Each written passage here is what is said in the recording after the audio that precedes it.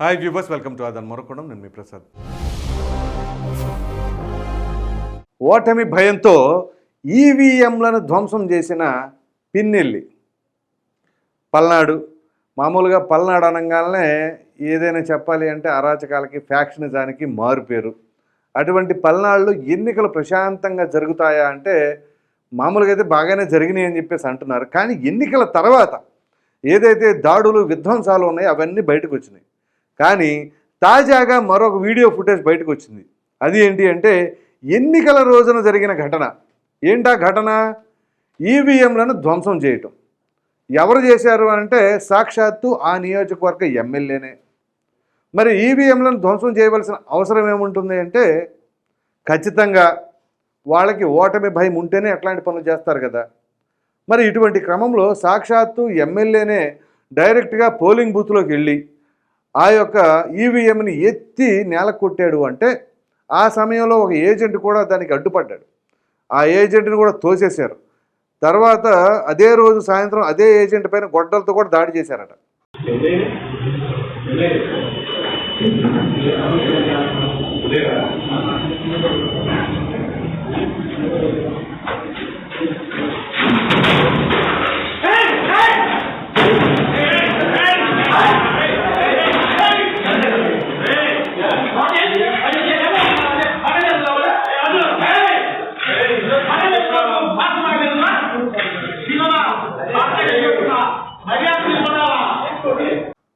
ఇది అక్కడ జరిగిన పరిస్థితి. మరి దీనిని బట్టి ఏం చెప్పాలి? మామూలుగా ఎవరైతే ప్రజలు ఉంటారో వాళ్ళు ఎన్నికల సమయంలో క్యూలో కొద్దిగా అటు ఇటు అయినప్పుడు మరి పోలీసులు ఉంటారు కదా. మరి అటువంటి పోలీసులు చోద్యం చూస్తున్నారా? ఈవీఎంలను ధ్వంసం చేస్తూ ఉంటే పోని ఒక కానిస్టేబుల్ ఏమీ చేయలేడు అనుకుందాం. అదే కానిస్టేబుల్ పై అధికారులకు గనక మెసేజ్ ఫార్వర్డ్ చేసి ఇది పరిస్థితి అని అంటే మరి దాన్ని బట్టి చర్యలు తీసుకోవాలిగా. అయితే కానిస్టేబుల్ ఈ ఒక్క అంశాన్ని ఖచ్చితంగా తెలియజేయకుండా ఉండే ఉంటాడంటారా? ఖచ్చితంగా తెలియజేస్తాడు. మరి అటువంటి క్రమంలో పై అధికారులు చూసి చూడనట్టు పట్టినట్టు వదిలేశారా? మరి ఇప్పుడు ఈ వీడియో ఫుటేజీ ఆ విధంగా వీడియో వైరల్ అయిపోయి సర్క్యులేట్ అయితే ఎలక్షన్ కమిషన్ చాలా సీరియస్ అయింది దీనిపైన. పైగా అక్కడ అప్పుడు పోలీస్ అధికారులు ఎవరెవరు ఉన్నారో వాళ్ళపైన చర్యలు తీసుకోవాలి, అదేవిధంగా అధికారులు ఎవరైనా వాళ్ళపైన కూడా చర్యలు తీసుకోవాలి అని చెప్పేసి ఎలక్షన్ కమిషన్ చాలా ఘాటుగా స్పందించింది. అసలు ఈ అంశాలను పక్కన పెడదాం. అసలు ఎవరైతే ప్రజా జీవితంలో ఉన్నారో, నేను ప్రజాసేవ కోసం వస్తాను అని చెప్పేసి వచ్చారో వారు చేయవలసిన పనులు ఇవేనా?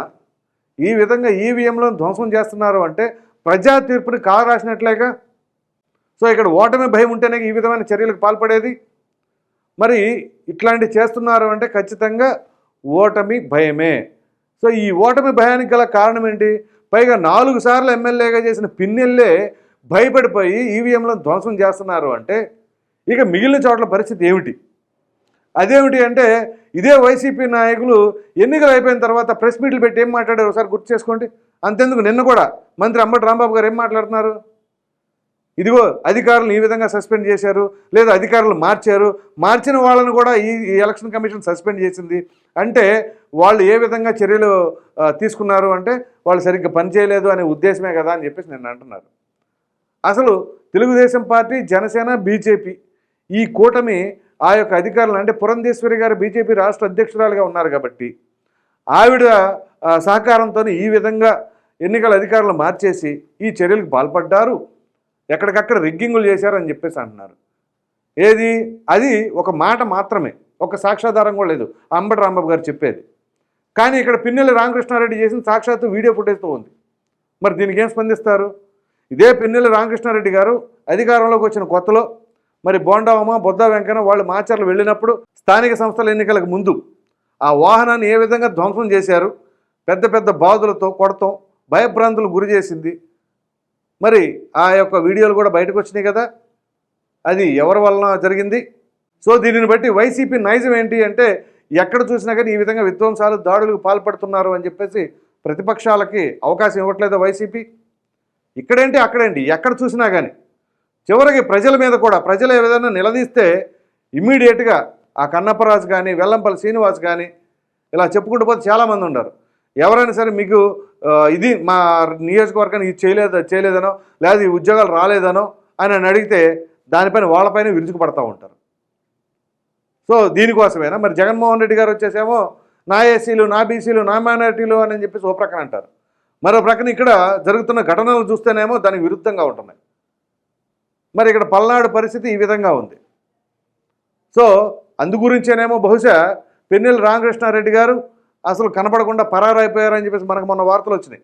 అదేమిటి అంటే పోలీసులు అదుపులో ఉన్నారు, ఆ తర్వాత పోలీసులు అదుపులో ఉన్నా కానీ వాళ్ళ సహాయ సహకారాలతోనే ఆయన అక్కడ నుంచి వెళ్ళిపోయారు, అంటే పరారైపోయారు. సో దీనికి కూడా పోలీసులు సహకరించారట. మరి అట్లాగే ఉంది. ఇప్పుడు ఈవీఎంలు బద్దలు కొడుతున్నా కానీ ఆ విధంగా చూస్తూ ఉంటే మరి దీన్ని బట్టి ఏమనుకుంటారు? మరో ప్రక్కన తెనాలి ఘటన చూశారు కదా, ఎమ్మెల్యే డైరెక్ట్గా వచ్చేసి ఒక సాదా సీదా ఓటర్ను కూడా ఏ విధంగా కొట్టాడో, అఫ్కోర్స్ తర్వాత అతను కూడా కొట్టాడు అనుకోండి. అట్లాగే ఉంటుంది పబ్లిక్ రియాక్షన్. ఎలా ఉంటుందంటే ఇక ఆ సమయంలో వాళ్ళు కనుక యాంటీగా మారారు అంటే మారారు అనడానికి గల కారణం ఏంటి? ఇక్కడ అధికారంలో ఉన్న పార్టీ నేతలు వ్యవహరించిన తీరే. అదే వాళ్ళు ప్రజలతో మమేకమై మంచిగా పరిపాలన చేసుకుంటే ఎవరు పట్టించుకోరు, అందరూ చక్కగా స్వాగతిస్తారు. కానీ ఇదిగో ఈ విధమైన రౌడీయిజం లాగా అసలు ఈవీఎంలో ధ్వంసం చేయటం అంటే ఇంకెక్కడున్నా మనం టెక్నాలజీ ఎంత పెరిగి ఈ రకంగా ఉంటే ఇంక ఈ టెక్నాలజీ కూడా లేకపోతే ఇంకెంత దారుణాలు జరిగాయో. సో ఈ విధంగా ఉంది పరిస్థితి. ఇవన్నీ ఎలా ఉంటే ఇదిగోండి మరలా 9వ తారీఖున ప్రమాణ స్వీకారం చేస్తాం విశాఖపట్నంలో అని చెప్పేసి అన్నారు.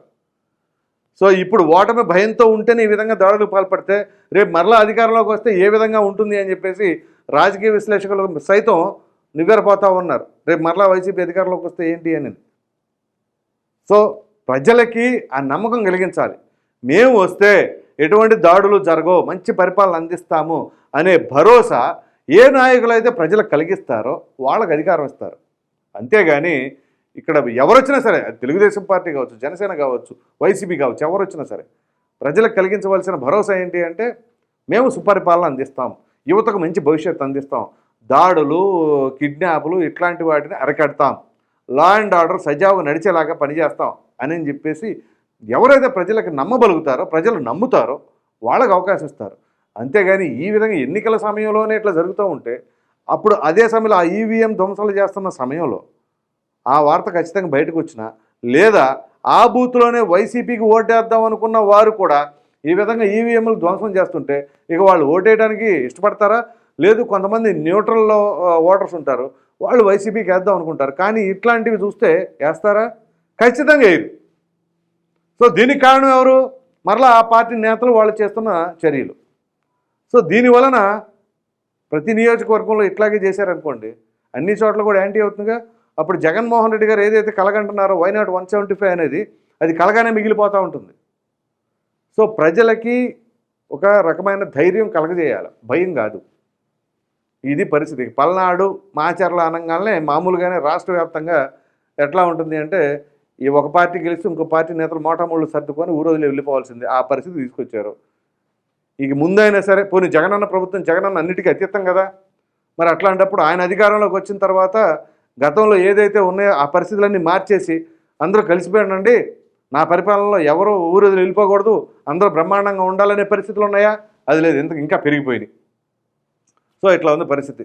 సో మొత్తం మీద మనం కనుక మాట్లాడుకోవాల్సి వస్తే ఓటమి భయంతో ఏదైతే పిన్నెల్లి రామకృష్ణారెడ్డి గారు ఈ విధంగా చేశారు అనే వార్తలు అయితే బయటకు వస్తాయి. ఇంక ఎవరినైనా ఇదే విషయం చెబుతారు అనుకోండి. సో ఇది పరిస్థితి. ఈ వీడియో కనుక మీకు నచ్చినట్లు లైక్ చేయండి, షేర్ చేయండి. అదేవిధంగా ఓటమి భయంతో పిన్నెల్లి ఈవీఎంలను బద్దలు కొట్టాడు అన్న దానిపైన మీ విలువైన అభిప్రాయాన్ని కామెంట్ రూపంలో ఖచ్చితంగా తెలియజేయండి. మరిన్ని వీడియోస్ కోసం మన ఆదాన్ ఛానల్ని సబ్స్క్రైబ్ చేయడం మాత్రం మర్చిపోకండి. Thank you.